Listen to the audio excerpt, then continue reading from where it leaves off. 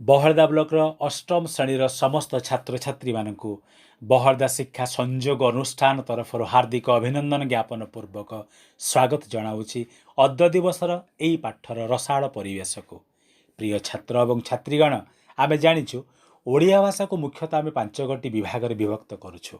ताद्वारा भाषा शिक्षण अंतर्निहित उद्देश्य को आमे करायत्त करि पारुछु। सेगुड़िक हैला गद्य विभाग, पद्य विभाग, गल्प और एकांकिका विभाग, रचना और पत्र लिखन विभाग एवं व्याकरणगत विभाग। पिलामाने आज आमे भाषार एक सरस चित्ताकर्षक तथा मार्मिक विभाग को अध्ययन करिबा। ताहा होछि तुमर गल्प एवं एकांकिका विभाग। यही गल्प विभागर प्रथम प्रसंग होछि पिलामाने डाक मुंशी। गल्पर परिधि को जीवा पूर्वरु चाल टिके एई गल्पर स्रष्टांकु एवं तांको सृष्टि समूह सह परिचित हवा। प्रथमे राधानाथ युग बा आधुनिक युगर जातीय एवं सामाजिक अंगीकारबद्ध अन्यतम सारस्वत शिल्पी होउछन्ति आम गल्पर गाल्पिक उत्कल व्यासकवि फकीर मोहन सेनापति। आविर्भाव हुए 1843 मसीहा जनवरी 13 तारिख मकर संक्रांति दिन मल्लिकासपुर बालेश्वर रे। तिरोधान हुए 14 जून रज संक्रांति दिन 1918 मसीह तांको बासभवन रे। से थिले एकाधार कविटीए, गाल्पिकटीए, संपादकटीए, औपन्यासिकटीए, अनुवादकटीए एवं आत्मजीवनी लेखकटीए। ओडिया भाषा सुरक्षा आंदोलन से थिले यथार्थ सेनापतिटीए।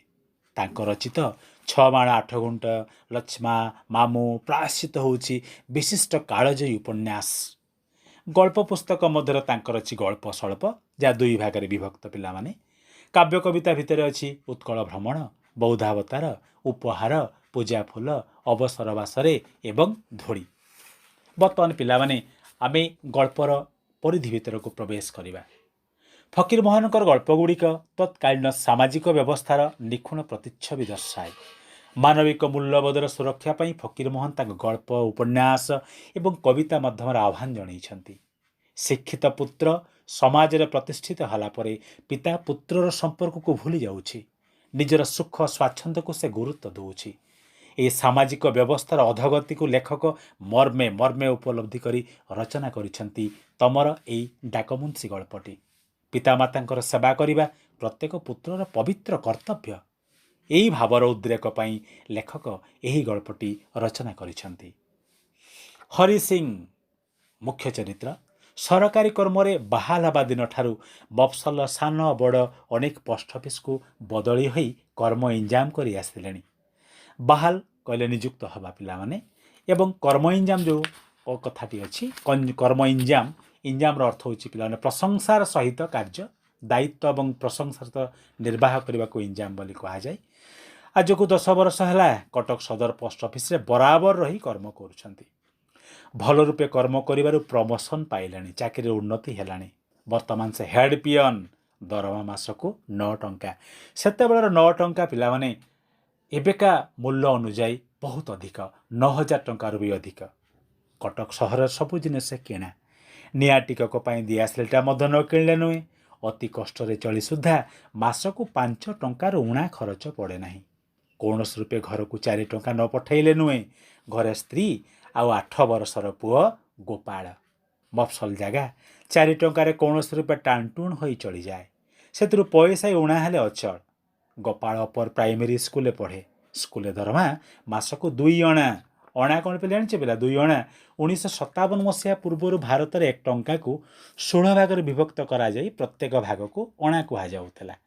प्रति अणा को 4 भाग करा जाई प्रति भाग को पुणी 1 पैसा एवं एही परि 1 टंका समान 16 अणा बा 64 पैसा थिला। से हिसाब रे 2 अणा अर्थात 1 टंकार 8 भाग रु भागे वर्तमान मूल्य रे 12 पैसा रु सामान्य अधिक पिलामाने। एवं 2 अणा छड़ा स्कूल दरमा छड़ा आज बही खंडे, काली स्लेट कागज, ये सब जिनिस किणवा को केबे केबे किछि बेसी खर्च पड़े। एपरी उपरी खर्च पड़ी गले से मासर भारी कष्ट हरिसिंहकर। दिने दिने बुढ़ा को कहले हरिसिंह को उपास रही जावाक हुए। उपास हो पछे मो गोपालटी पढ़ू, यह हरिसिंहकर उद्देश्य, हरिसिंहकर लक्ष्य। पिलामाने आजिकार आलोचना रे स्थानित कलु भाषार विभागीकरण, ओडिया साहित्यर स्वल्प झलक, व्यासकवि जीवनी, लेखनी एवं डाकमुंशी गल्पर आवाहनी। ଆଜି ପାଇଁ ଏତିକି ଥାଉ। ପୁଣି ଥରେ ସାକ୍ଷାତରେ ଆଗକୁ ନେବା ଆମ ଗଳ୍ପର ମନଛୁଆ ପାଠର ସତକୁ ଏବଂ ଏହି କାହାଣୀର ପରପୃଷ୍ଠାକୁ। ଆଜି ପାଇଁ ଏତିକି।